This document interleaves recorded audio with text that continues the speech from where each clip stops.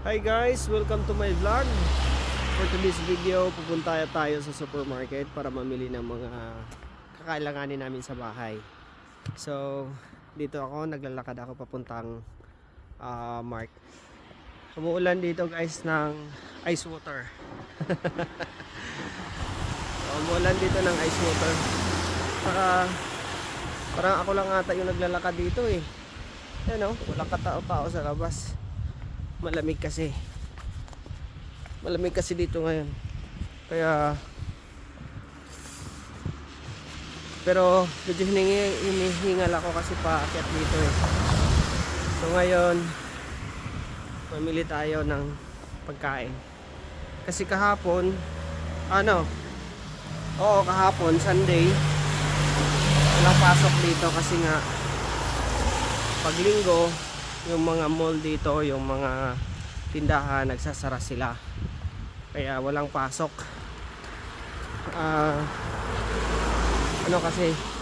Yung Sunday kasi nila is huli talaga, kaya hindi sila pumapasok during Sunday. So hindi kami nakabili ng bigas.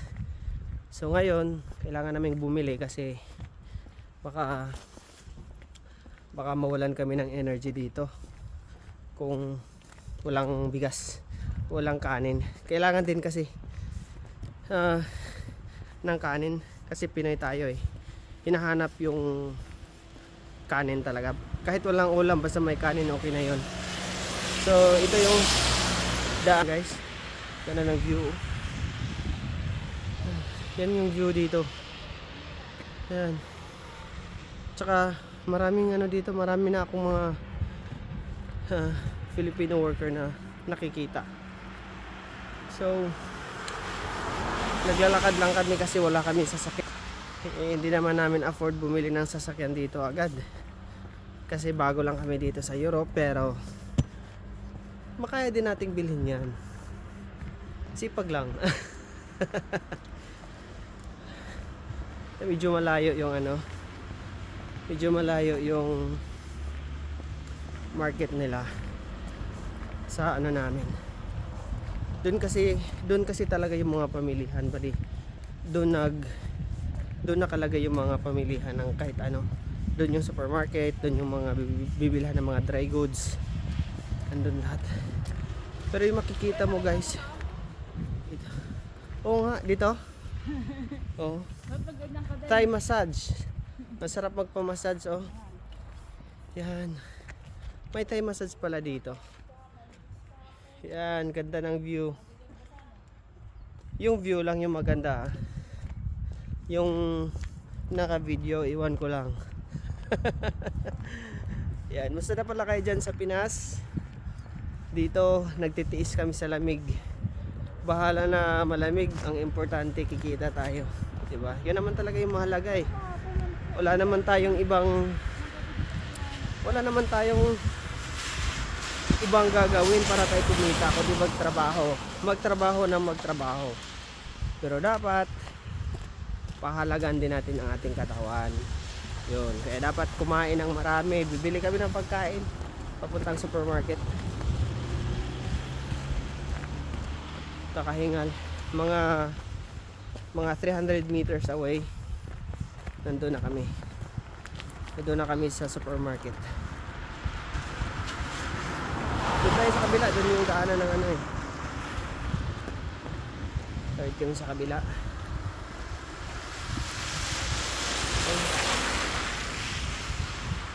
Grabe, parang nag-yelo ako sa lamig eh.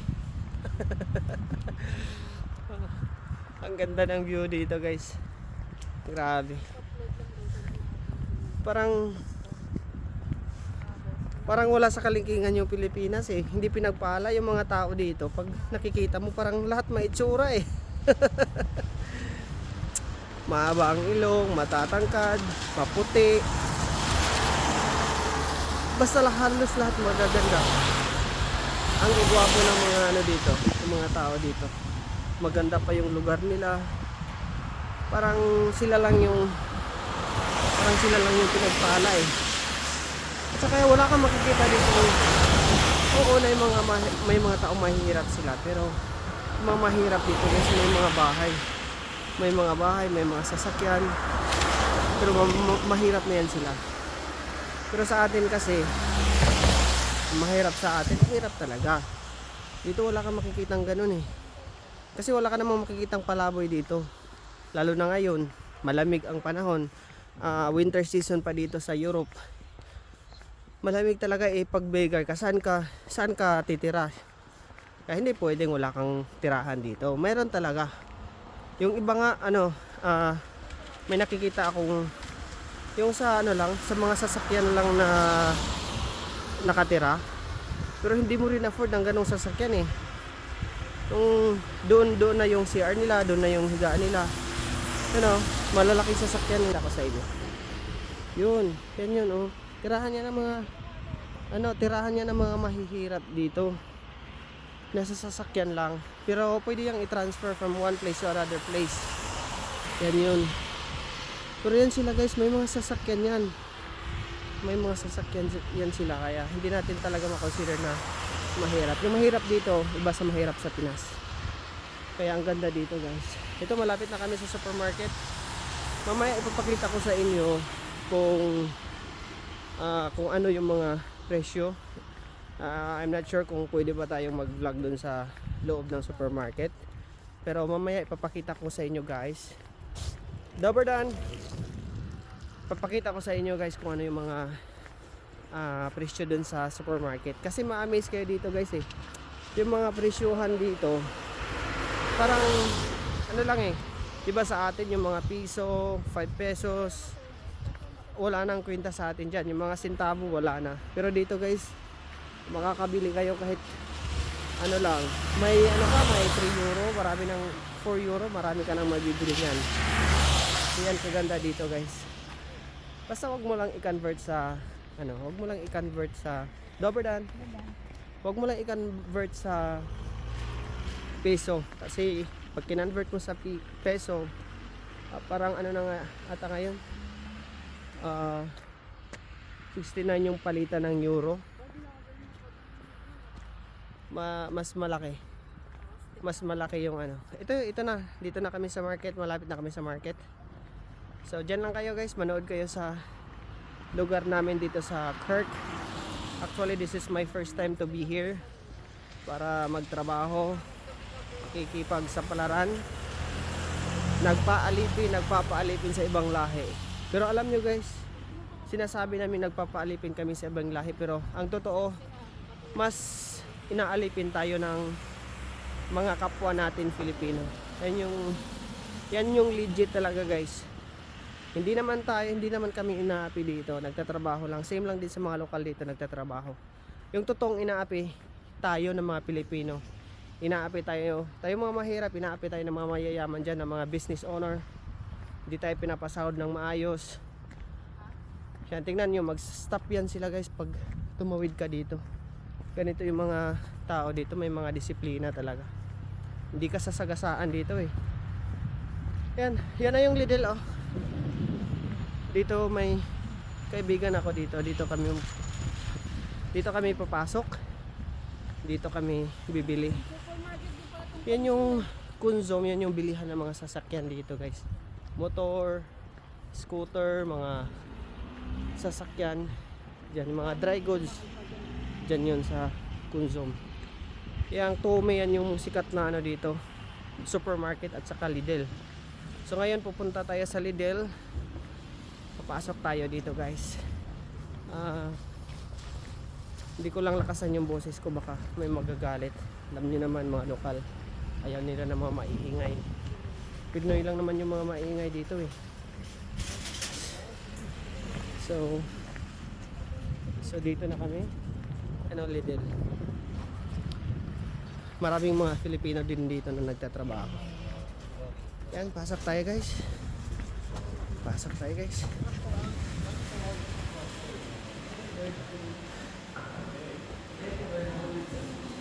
Ito yung supermarket nila. May mga bulaklak na oh. May mga bread. Yan. Tingnan natin una yung ano mga prutas. Tingin tayo sa prutas. Yan.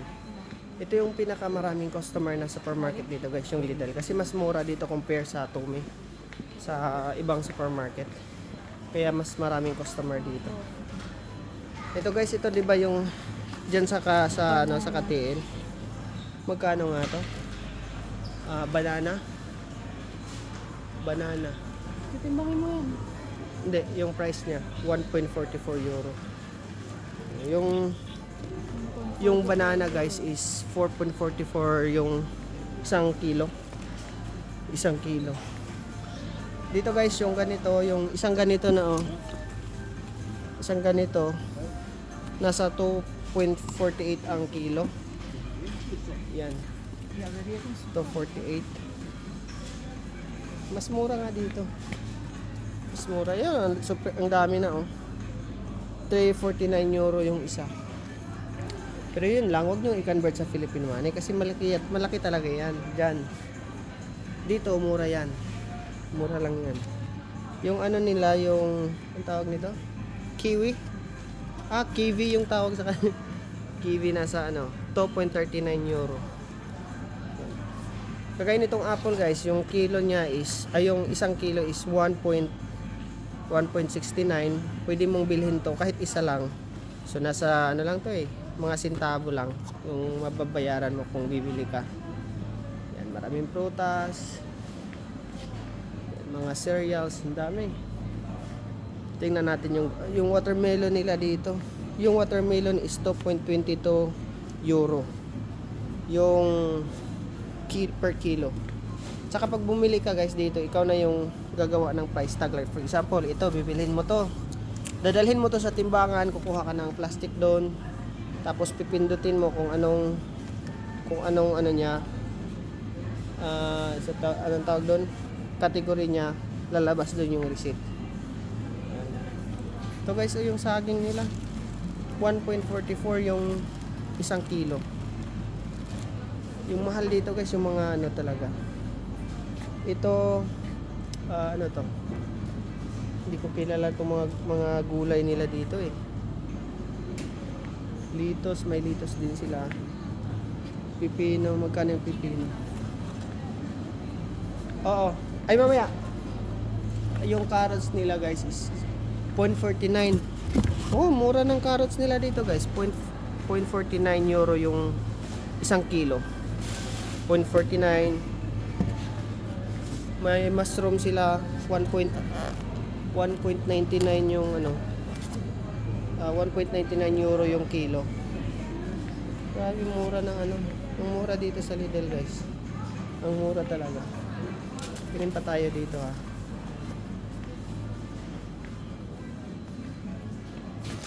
Ito guys, 1 point na. Ang dami. Dami na, 1.90 na siya. Patatas din dito, mura din yung patatas 1.87 euro. Dami na. Parang isang linggo hindi mo pa yan mauubos Ang daming nila. Maraming gulay dito na hindi ko kilala guys. Kagaya nito, hindi ko alam kung ano yan May mga malalaking onion din sila.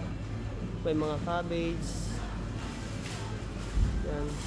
Ito to asparagus. Mahal talaga to asparagus. Nasa 4.99, almost 5 euro, mahal. Cabbage nila dito lang. Ito guys, cabbage nila ang mura lang. 0.59. Lalaki ng cabbage nila 0.59 euro per kilo yan. Tingnan mo yung talong nila dito. Tingnan mo yung talong nila. Ang laki. Para talaga mas mahal yung talong nila dito guys, nasa 3.99 euro.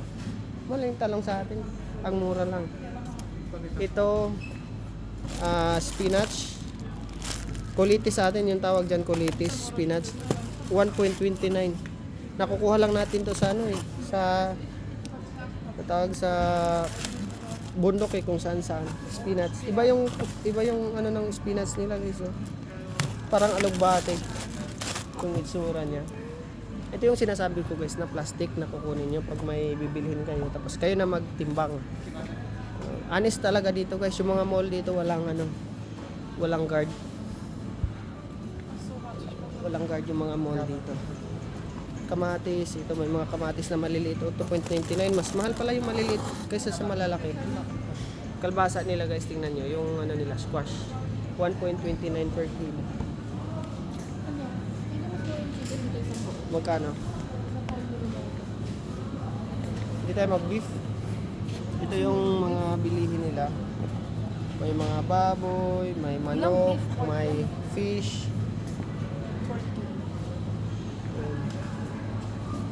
So, yung ano nila, tingnan natin yung chicken. Magkano yung chicken nila. Ito guys, oh. Yung mura dito, yung mga bilihin na karne is yung baboy at saka manok. Yung mga mura lang. Ito guys, Hatiin na lang natin. oo, wag natin ano. Ito guys, yung chicken is, magkano yan? Ito. Ha? 4.40. 4.40. 4.40. 4 euro and 40 cents. Ito guys. Laki na, parang mga nasa 2 kilo. Mahigit? Mga 2 kilos mahigit Ano, guys. okay na yan. 4.43 euro. Mura lang yan. Mura lang yan dito. Hatiin na lang natin. Hindi naman natin yan maubos eh. Seasoning, wala tayong seasoning eh. Ito yung mga isda nila guys oh. Yung isda nila nasa ano lang 3.4 euro. Yan. Yan yung mga yan yung makukuha ko dito pag namingwit ako guys, yung mga ganyang isda. Yan, may mga ano din sila, yung boneless na, pero mas mahal yung boneless eh. Ito 2.4 euro. Mura lang ng isda nila.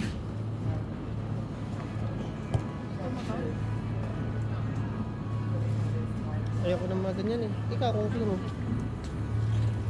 Ito may mga ano sila guys, so yung Ito, hotdog.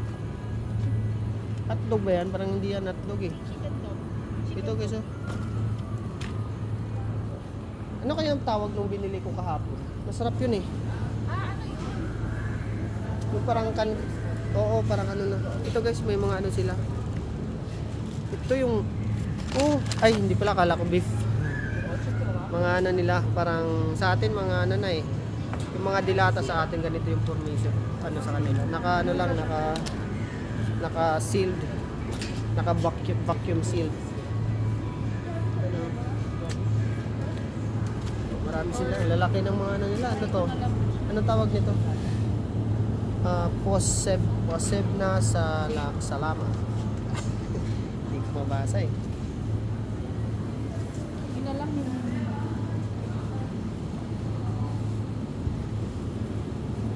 Dito guys oh. At saka marami kang mapagpipilian guys.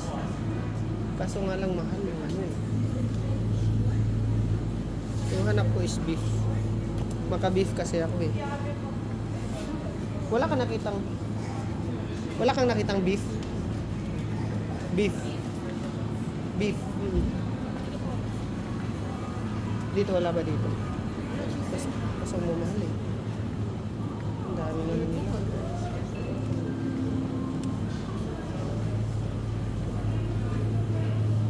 Ito grabe, ang daming pwedeng bilhin. Yan oh. Ito mayroon pa pala dito oh. Ha?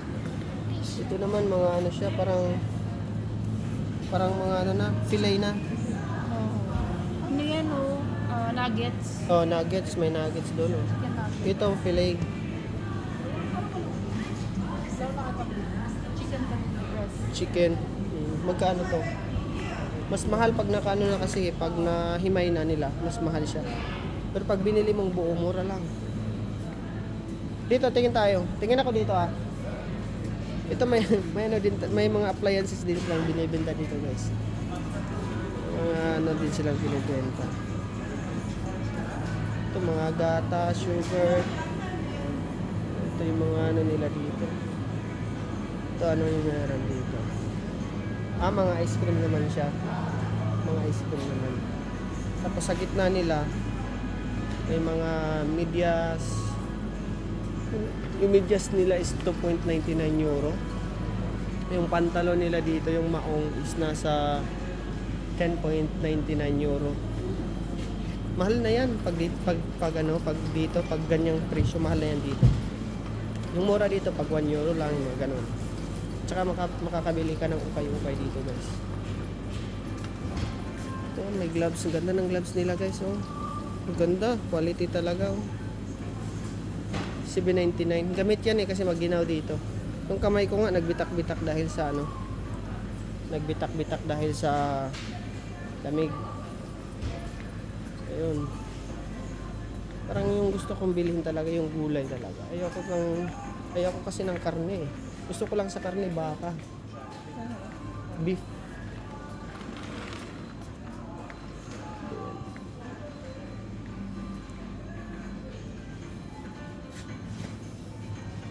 So, yan lang muna guys. Pamili muna kami. Bye-bye.